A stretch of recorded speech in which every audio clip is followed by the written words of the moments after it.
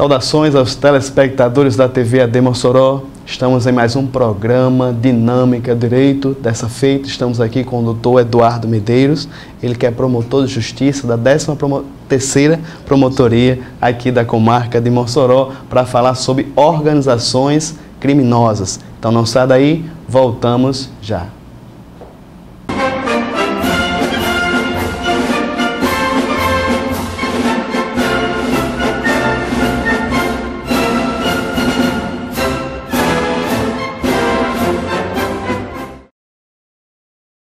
Estamos de volta com o programa Dinâmica do Direito, hoje para conversar com o promotor de justiça da 13ª Promotoria aqui da comarca de Mossoró, doutor Eduardo Medeiros. Doutor Eduardo, seja bem-vindo.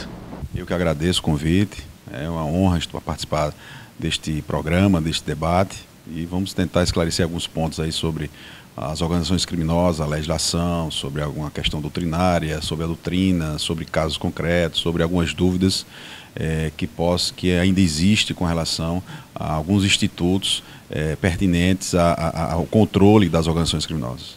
Doutor Eduardo, essa temática está na vanguarda, né?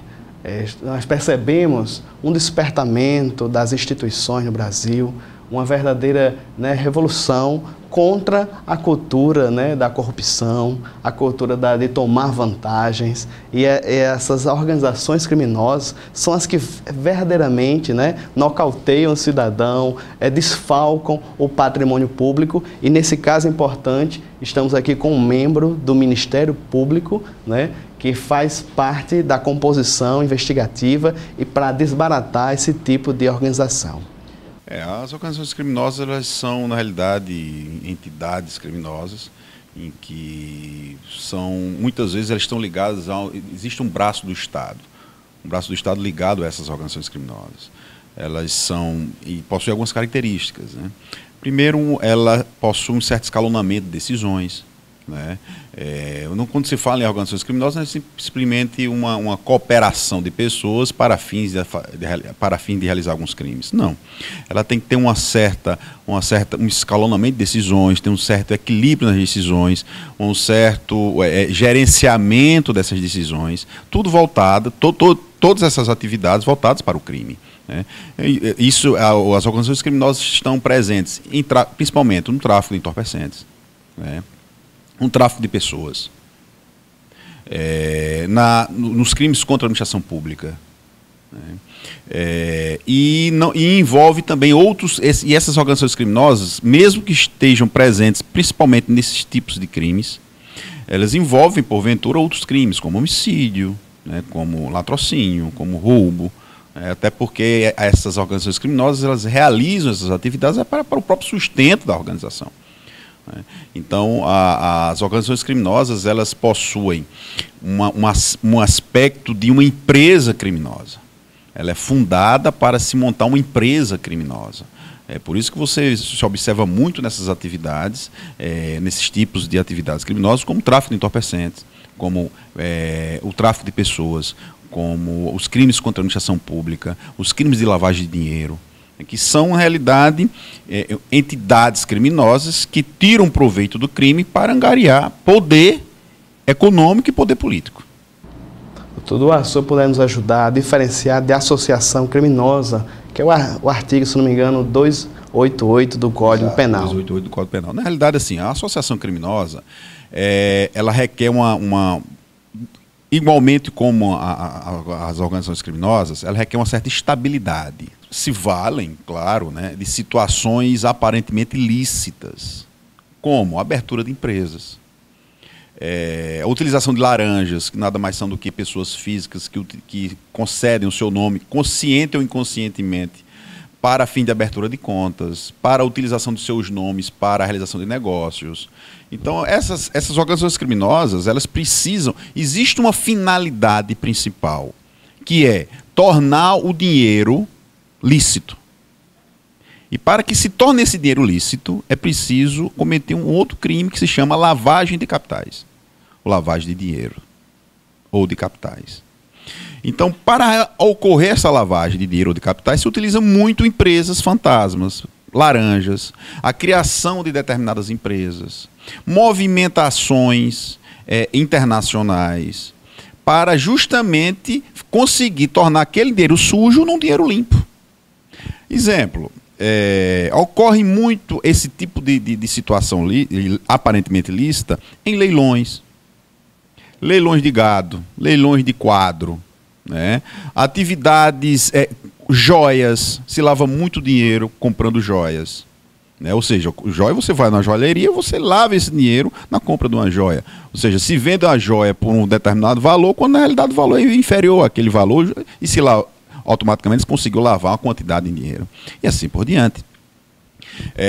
A finalidade da organização criminosa, a organização criminosa, ela possui duas grandes finalidades: alcançar poder econômico e poder político.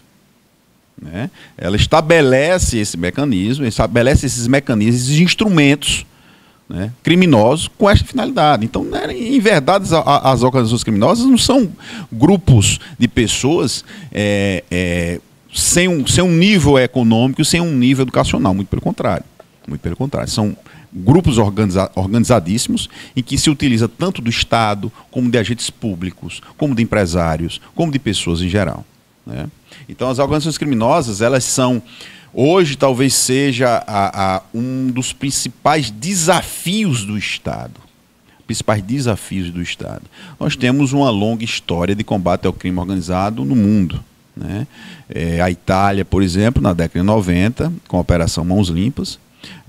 Nós temos também no início do século, na primeira metade do século XX, nos Estados Unidos, né?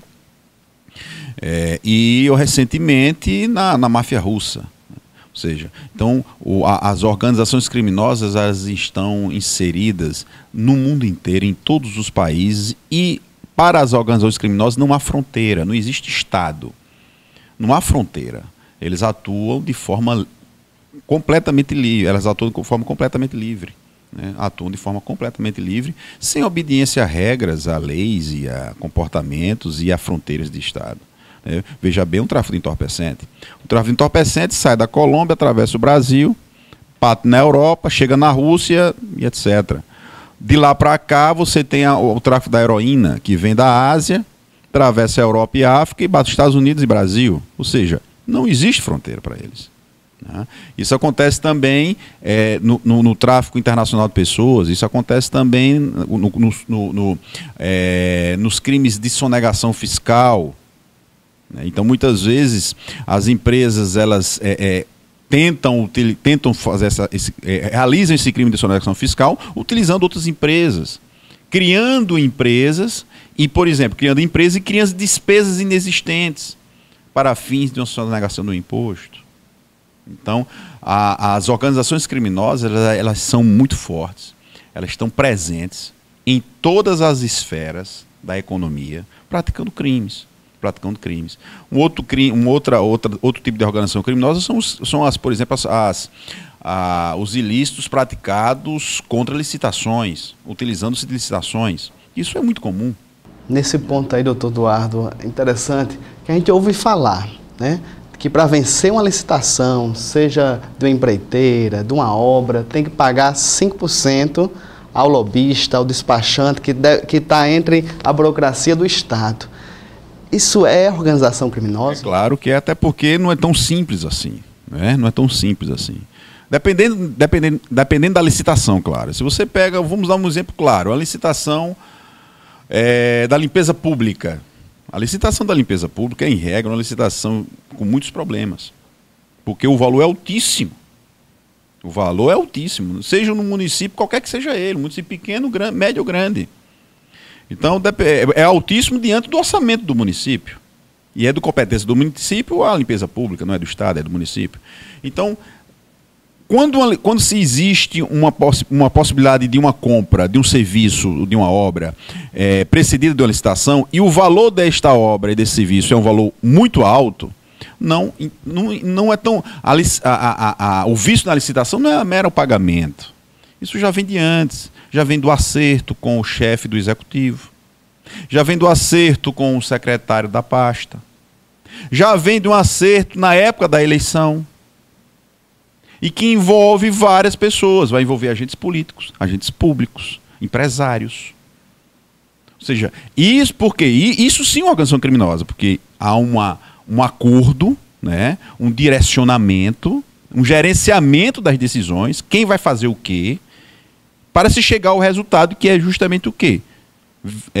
Conseguir uma licitação fraudulenta para que uma determinada empresa ganhe uma obra ou um serviço de um valor altíssimo, vultuoso, e haja justamente o desvio dessa verba para custear tanto a propina como também a corrupção. Muito bem, estamos conversando aqui com Eduardo Medeiros, promotor de justiça da 13ª Promotoria aqui da comarca de Mossoró, conversando sobre organizações criminosas. Não sai daí, no próximo bloco, com a ajuda aqui do doutor Eduardo, iremos falar um pouquinho sobre a legislação do doutor Eduardo, a evolução histórica dos nossos institutos em favor da sociedade, né, sobre essa tão importante temática. Então, não sai daí, voltamos já.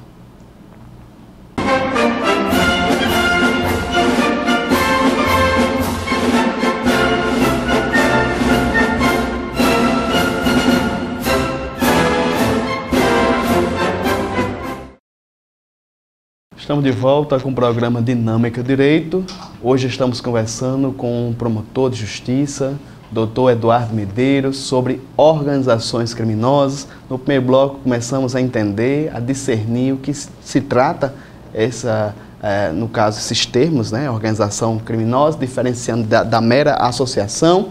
E agora o doutor Eduardo, no segundo bloco, nos ajude aqui a entender, a saber um pouco sobre a legislação brasileira, se ela está na vanguarda, se ela merece alguns apontamentos e alguns ajustes, porque a corrupção, como o senhor mesmo falou, né, essas organizações estão muito avançadas, né? Tem todo um gerenciamento, mas a nossa legislação, doutor Eduardo, e nossos institutos, o senhor pode já falar do Ministério Público, né, das atribuições no combate ao crime, se estão em condições de igual para combater o crime organizado. Assim, a legislação brasileira, ela iniciou realmente com uma legislação específica sobre instrumentos de controle das organizações criminosas com a Lei 9.034. Na realidade, houve um movimento muito grande, um movimento internacional muito grande, em que houve uma convenção da ONU que ocorreu em Nova York. E essa convenção foi chamada de Convenção de Palermo. Foi nos anos 90, e essa convenção foi em decorrência justamente da Operação Mãos Limpas na Itália. Pois bem, em função desta Convenção de Palermo, os países signatários criaram seus mecanismos legais. O Brasil criou a Lei 9.034, em que ela passou por várias alterações. Mas a Lei 9.034 era uma lei muito simplória, né? Não tratava de instrumentos, não tratava de regulamentação de determinados instrumentos.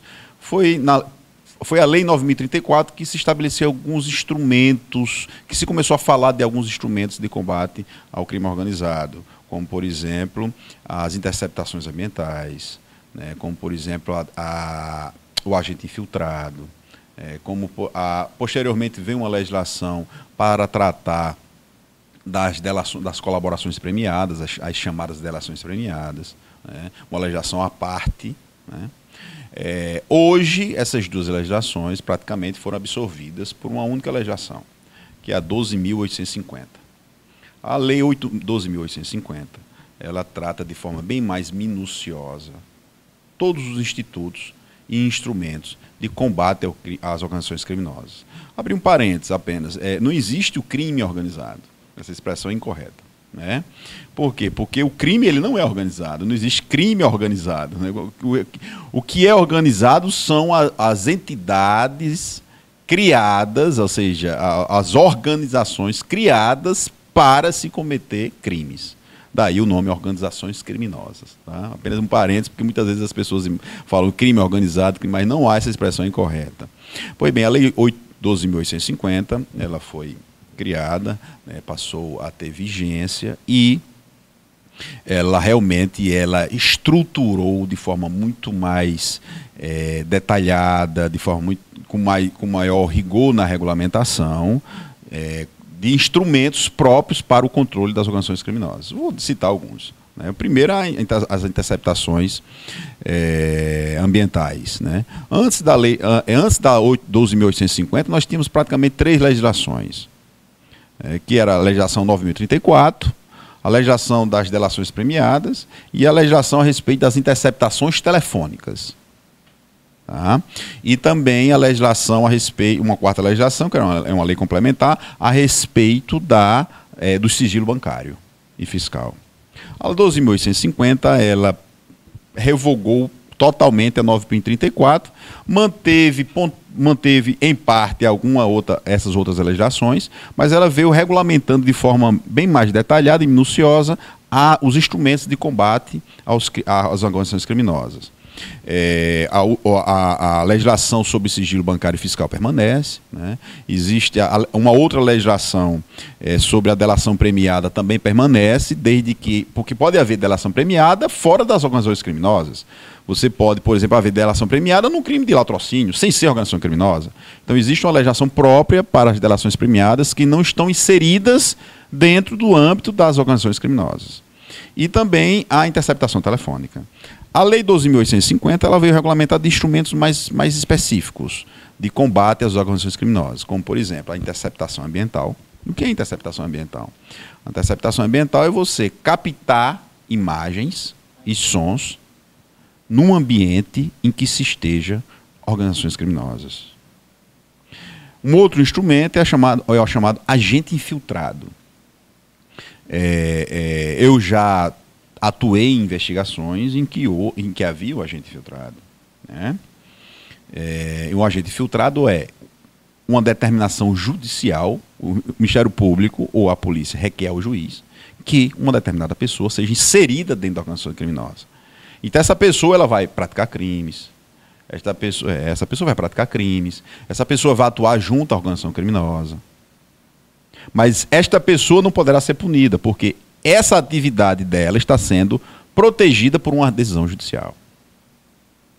Uma outra situação são chamadas delações premiadas ou colaborações premiadas, em que o acusado, né, ele colabora dando informações fundamentais para a existência da organização, quem são fatos novos sobre a organização, quem são os chefes da organização, trazendo elementos, documentos, dados novos em que a investigação não tem condições de chegar. Doutor Eduardo, sobre essa questão de gravação das atividades, né? No caso vídeo, áudio, é muito comum a gente ver nos telejornais, né? No caso, repórteres infiltrados em algumas organizações e filmarem, né? Essas filmagens, doutor Eduardo, e muitas vezes colocam em rede nacional. Isso é lícito, é legal? Depende de cada situação, claro. Mas se você, por exemplo, se você estiver... Nós chamamos isso de fonte aberta. Né? Existe por trás de todos os aparelhos estatais de controle das organizações criminosas, existe um serviço de inteligência, um estudo de inteligência, um estudo de combate a isso. Né? Então essas pessoas não se chegou a onde chegamos do nada. Né? Existem estudos, existem escolas, existem academias, existem trabalhos, existe pesquisa a respeito disso. Então, quando se trata de uma fonte aberta, o que significa isso? Fonte aberta é aquele que qualquer pessoa pode captar. Então, se você estiver cometendo um crime no meio da rua e alguém filmar, essa prova é lícita. Por quê? Você praticou um crime numa fonte aberta, num ambiente público. No ambiente público. Se você está num restaurante e comete um crime, se alguém filmar, essa prova é lícita. Porque você praticou um crime no ambiente público. Entendeu? Então, por isso, muitas vezes, esses jornalistas conseguem captar fatos, vídeos e áudios em fontes abertas, né, em situações abertas, em situações públicas. E isso é totalmente lícito.